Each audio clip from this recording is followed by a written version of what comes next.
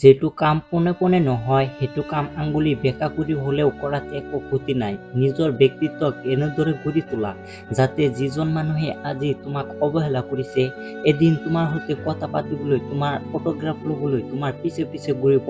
নিজৰ ব্যক্তিত্বক ইমান ধুনীয়াকৈ গঢ়ি তোলা যাতে যিয়ে দেখিব তেওঁ তোমাৰ প্ৰশংসা কৰিব, যিয়ে দেখিব তোমাৰ পাৰ্চনেলিটিৰ প্ৰেমত পৰি যাব। তোমাক খুব বেছি একোৱেই কৰিব নালাগে, তোমাক কেৱল কিছুমান সাধাৰণ নিয়ম মানি চলিব লাগিব।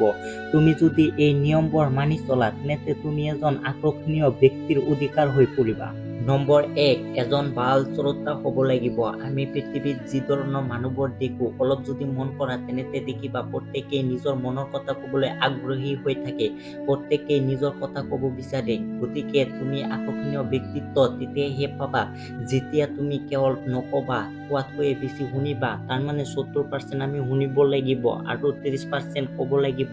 পৃথিৱীৰ ডাঙৰ ডাঙৰ ব্যক্তিসকলে কিন্তু এই ধৰণৰ নিয়মে মানি চলে। তুমি যদি কোনো পাৰ্টি বা অনুষ্ঠানলৈ যোৱা তাত গৈ দেখিবা কিছুমান মানুহে নিজৰ কথাবোৰ কোৱাতে ব্যস্ত। মোৰ ব্যৱসায়ত ইমান লাভ হৈছে, মোৰ কামৰ খুব চাপ। আৰু সঁচাকৈয়ে যিজন মানুহ খুব চাপ থাকে আৰু যিজন আকৰ্ষণীয় ব্যক্তিৰ অধিকাৰ হয় তেওঁ হয়তো ক'বই নোৱাৰিব যে তেওঁৰ কিমান কামৰ বোজা আছে। গতিকে এনেকুৱা ব্যক্তিৰ অধিকাৰী হ'বলৈ হ'লে এই নিয়মটো কিন্তু মানি চলিবই লাগিব।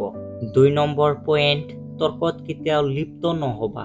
চোৱা, তুমি কাৰোবাৰ লগত যেতিয়া কথা পাতি আছা তেতিয়া কথাৰ ওলট-পালট হ'বই পাৰে, সেয়া ৰাজহুৱা স্থানতো হ'ব পাৰে। সদায় চেষ্টা কৰিবা তৰ্কৰ পৰা আঁতৰি থাকিবলৈ। ধৰা তোমাৰ সন্মুখত কোনোবাই যুক্তিহীন মূল্যহীন কথা কৈছে আৰু তেওঁ ভুল কৈছে। স্বাভাৱিকতে তুমি যদি শুদ্ধটো জানা তেন্তে তোমাৰ মন যাব সেইটো লৈ জ্ঞান দিবলৈ, বহুত কথা ক'বলৈ। এই বস্তুবোৰ এৰাই চলা। তাৰমানে যিয়ে নাজানে কেৱল উল্টা-পাল্টা বকি আছে তাৰ লগত অযথা তৰ্কত লিপ্ত নহ'বা। তুমি যদি তাৰ লগত তৰ্ক কৰা তোমাৰ ব্যক্তিত্ব নিজৰ ফালেই তললৈ নামিব। কেনেকৈ তোমাক তললৈ নমাই পেলাব তেওঁৰ কথা কওঁতে কওঁতে তুমি নিজেই বুজিব নোৱাৰিবা। গতিকে শক্তি বা এনাৰ্জি একেবাৰেই নষ্ট নকৰিবা। যদি কোনোবাই তাৰ পাছতো তোমাক আক্ৰমণ কৰিবলৈ আহে আৰু তোমাক বিভিন্ন ধৰণে খোঁচা দি থাকে তেন্তে তুমি তৰ্ক এৰাই চলিব বিচাৰিলে এই কৌশলটো নিশ্চয় ব্যৱহাৰ কৰিবা। কৌশলটো কি? তেওঁক সমৰ্থন কৰিবা। যদি কয় যে তুমি একেবাৰেই নাজানা তুমি ক'বা হয় মই কিছুমান বিষয়ত হয়তো কম জানো। তেওঁক যেতিয়া তুমি সমৰ্থন কৰিবা তেতিয়াই দেখিবা তেওঁ তোমাক আক্ৰমণাত্মক কথা কোৱা বন্ধ কৰি দিছে বা তেওঁ কনফিউজ হৈ গৈছে। এই ধৰণৰ কৌশল কিন্তু আমাৰ দৈনন্দিন জীৱনত মাজে মাজে কামত লগাব লগা হয়। নম্বৰ 3, মেনিপুলেশ্যন জানিবই লাগিব।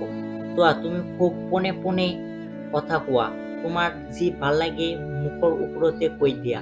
ইয়াৰ দ্বাৰা তুমি শত্ৰুহে বঢ়াইছা। আচলতে তুমি যদি ভাল ব্যৱসায়ী বিচাৰা, ভাল কাম বিচৰা, ভাল সুযোগ বিচাৰা তেন্তে মুখত অলপ মৌ ৰাখিবই লাগিব।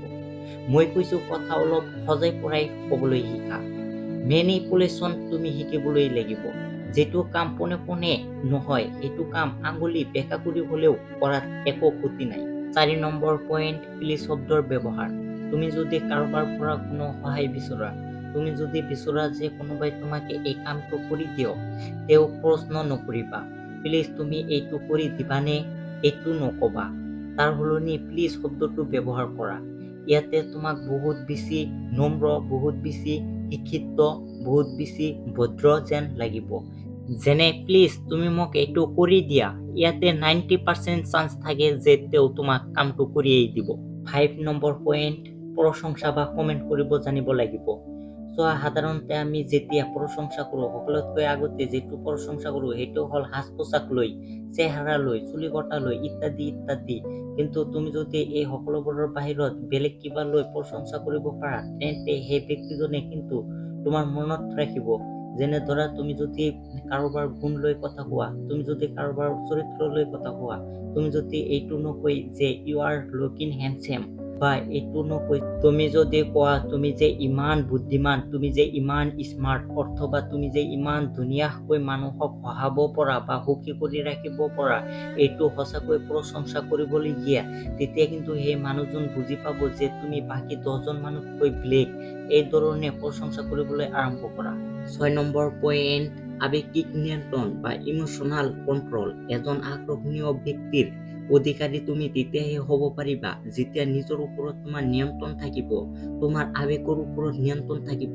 চোৱা, যিকোনো বেয়া পৰিস্থিতিত হঠাতে প্ৰতিক্ৰিয়া দেখুৱাই দিয়াটো মানুহৰ স্বভাৱ, কিন্তু তাৰ পৰা তুমি যদি নিয়ন্ত্ৰণ কৰিব পাৰা, তুমি যদি মানুহৰ প্ৰতিক্ৰিয়া নিদিব পাৰা, তোমাৰ বেয়া অনুভূতিবোৰ যদি সেই মুহূৰ্তত লুকাব পাৰা, এইটো কিন্তু এটা বৰ ডাঙৰ লক্ষণ। তোমাৰ আকৰ্ষণীয় ব্যক্তিত্ব, ধুনীয়া মনৰ পৰিচয় দিছা, আচলতে তোমাৰ কিছুমান স্বভাৱ মানুহৰ চকুত একেবাৰে আকৰ্ষণীয় নালাগে।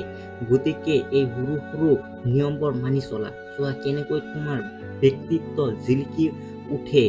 যিজন মানুহে তোমাক আজি অৱহেলা কৰিছে, তোমাৰ ব্যক্তিত্ব ইমান ধুনীয়া হোৱাৰ পাছত তেওঁ নিশ্চয় তোমাৰ পিছে পিছে ঘূৰিব, কেনেকৈ তোমাৰ সৈতে বন্ধুত্ব কৰিব পাৰিব, কেনেকৈ কথা পাতিব পাৰিব। তাৰ বাবে মই আপোনাৰ লগত এই 6টা পইণ্ট শ্বেয়াৰ কৰিলোঁ।